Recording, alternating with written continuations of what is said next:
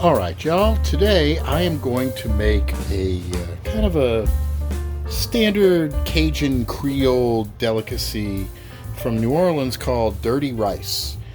This is another great thing you can kind of use. A lot of traditional New Orleans cooking is a result of basically reusing leftovers and stuff like that.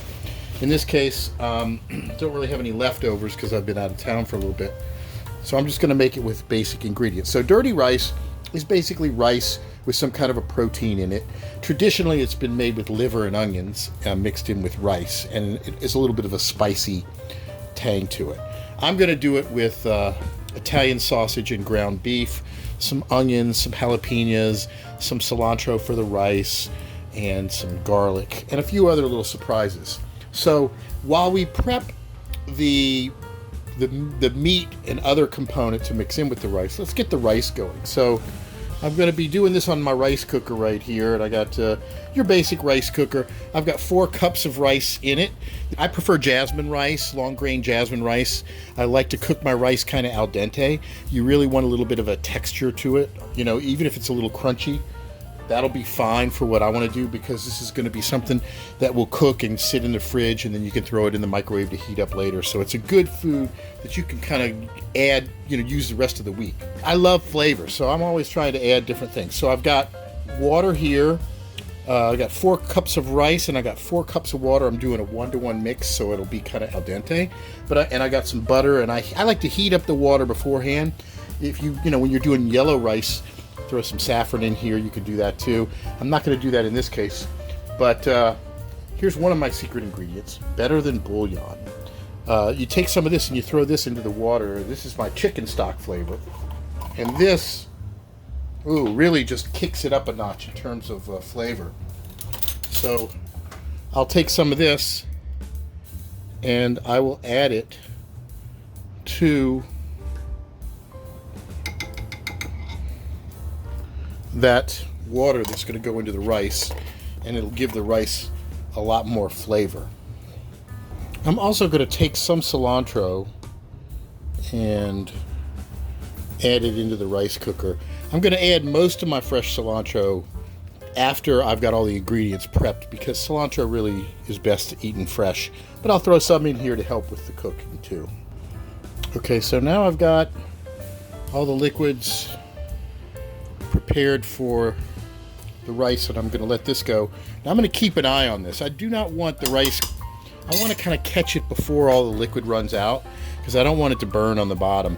So I'll be keeping an eye on this thing, and once the majority of the liquid evaporates, I'll just switch it to warm, and then I'll just stir it a little bit and let it sit, and let it just absorb the rest of the remaining liquid without it, because the way these rice cookers work is they sense when the temperature goes up. They'll turn on a heating element, and when it runs out of water, that's when the temperature goes above the boiling point of water and it shuts off. Although at that point, there's so much residual heat, it can still cause the bottom of the rice to burn. So some of these cookers are smarter than others in terms of being able to do that.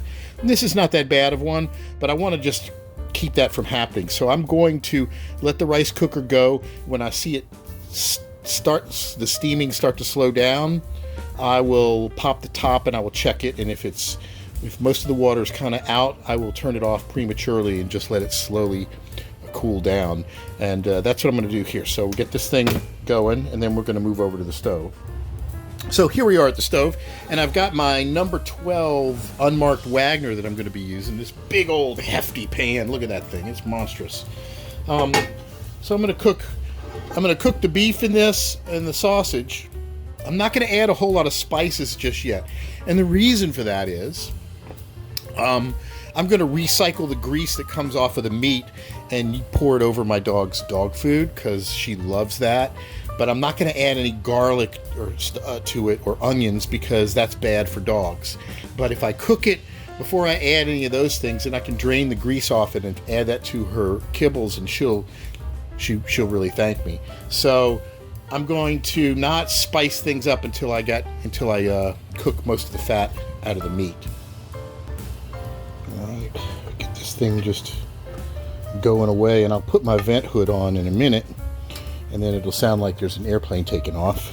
In the meantime, I'm going to take my sausage here, and I'm basically going to crumble this up too, but I'm just going to use a knife. I often like to partially freeze these things, and then I can slice them a little bit easier. But in this case, just make sure you got a sharp knife, and I'm just going to cut this stuff into pieces, and then cut it more into pieces, and throw this in there too.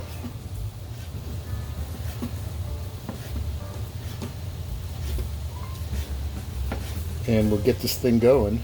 And too bad there's no smell-o-vision, huh? Okay, so we got our ground beef cooking away. I decided to put the sausage in another pan. This is my Stargazer, so I'll use this too. So we've got our old Wagner and our Stargazer, and this one, I guess, maybe with the sausage in it, I'll probably put some mushrooms in here and let them kind of eat up some of the juice. And of course, gonna add some fennel seed. This says Southwest seasoning, but it's actually fennel seeds. I like to get the stuff in bulk. You add fennel seeds to ground beef, and it gives you that Italian sausage flavor. I'm gonna throw it in here, and it'll eventually get mixed in over there too. So I'll get to prepping some of the other food. Now with that vent hood on, it's going to be a little bit noisier. But you can see this is already cooking down pretty nicely. It's one nice thing about cast iron. Just nice, good, solid, even heat. It's not so hot yet that I can't touch the handle, but pretty soon it probably will be.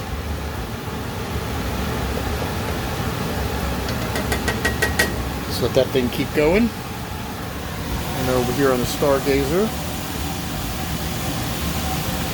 get this guy going.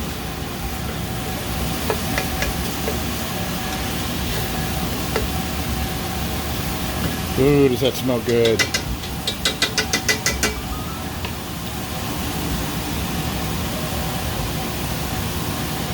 the jalapenos.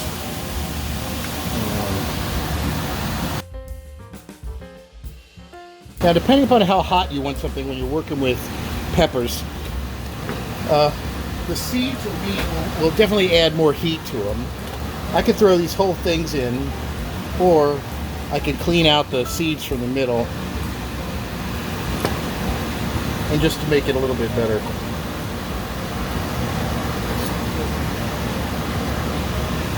Remember, do not pick your nose after you've been cutting up peppers.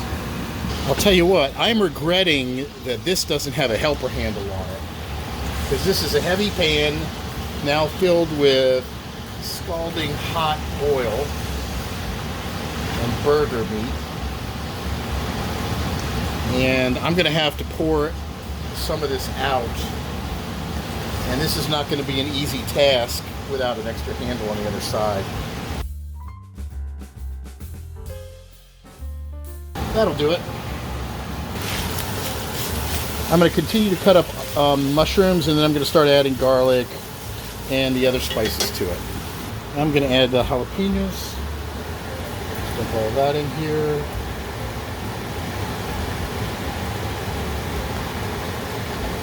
Do it in a little food processor.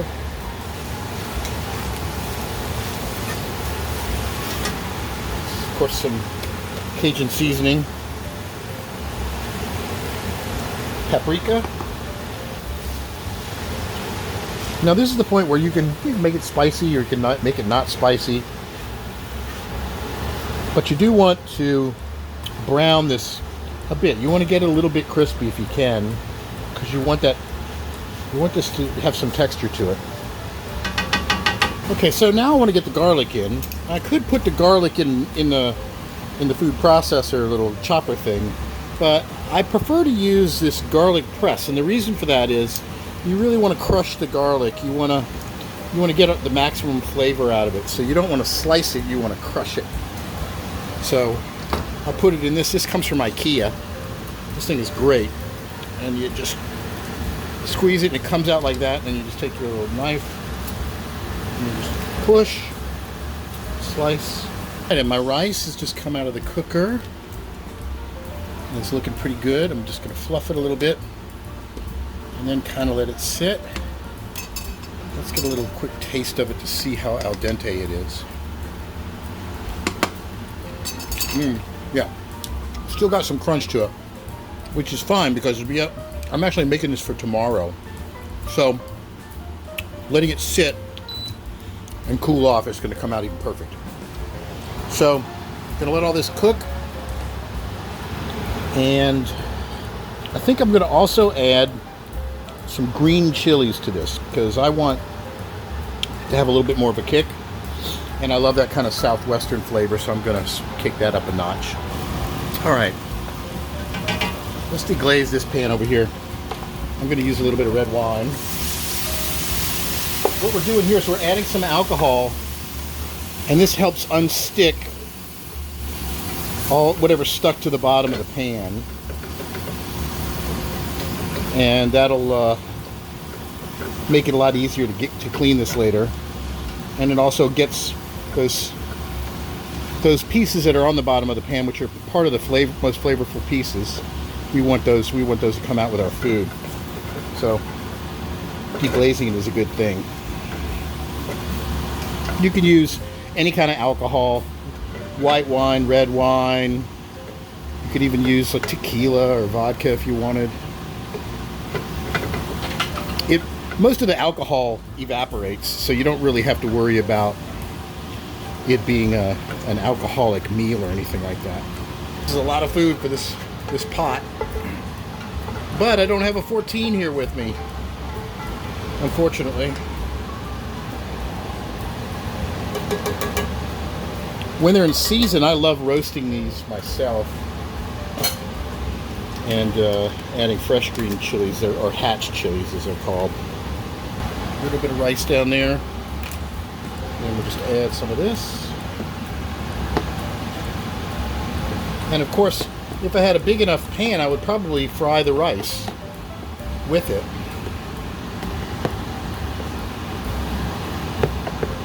Like that. And there is your dirty rice. Now I'm going to be preparing a large batch of it because I'm going to be basically doing it for a party tomorrow. But let's taste this and see how this comes out.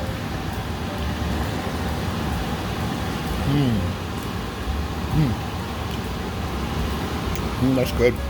And so here we are, just wrapping up the last little finishing touches on my cast iron dirty rice dish. And here it is. You can see it came out lovely. And I'm going to let this cool down a little bit, and then I'm going to throw it into the fridge, and it'll be ready for tomorrow. And it should be super duper tasty. Easy to warm back up. Throw it in the microwave, and then put it in a little warming chafing dish, and we're good to go.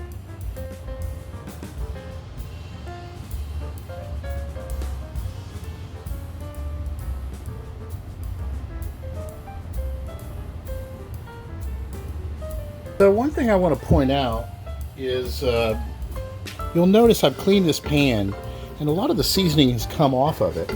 I'm using one of these Lodge chainmail pads, and I was doing like this. And this doesn't bother me. I fully expect to lose lots of seasoning as I get a good season on this pan. So this doesn't bother me. If it comes off this easy, and I mean, this is smooth stainless. It's not like it's very abrasive. And so if it's able to pull this seasoning off, that's fine. I want that seasoning to go. I'll put fresh seasoning down. I'm going to keep working on this thing until I get the kind of seasoning that I want that's really going to stick there. So don't be bothered by that. Wash it as best you can, wipe it dry, put another light coating of oil on it, throw it in the oven for 45 minutes at 350 degrees, and just let it re-season itself. It's not a problem. I want to thank everybody for tuning in and enjoying the video series and supporting me thus far by subscribing and clicking like and all of that. And if you want to catch me on TikTok, sometimes I have previews of what I'm working on that I haven't published lately. That's at TikTok /@WisdomStudio. And if you're on Facebook, look up the group Vintage Cast Iron Hunting, Restoration, Identification, and Sales. And until next time,